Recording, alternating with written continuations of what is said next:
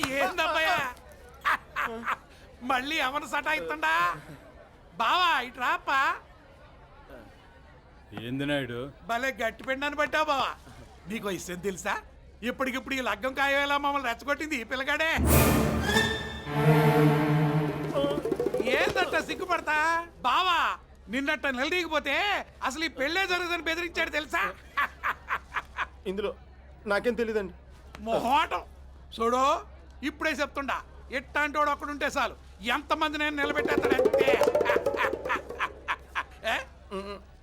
కార్యంలో చిన్న మార్పు చేస్తానన్నాడు. ఏందది? నా తమ్ముడిని చంపినోడిని నరికి పాతేయాలని రక్తం మండుతాండా.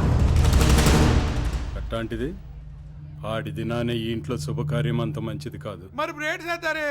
వేణుగోపాల స్వామి గుడిలో జరిపిస్తానప్పా. గుళ్ళో అయితే ఇంకా మంచిది కదా.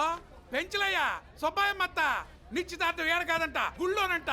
పిల్ల జల్లా గొడ్డు గోదమంతా తరలండప్ప.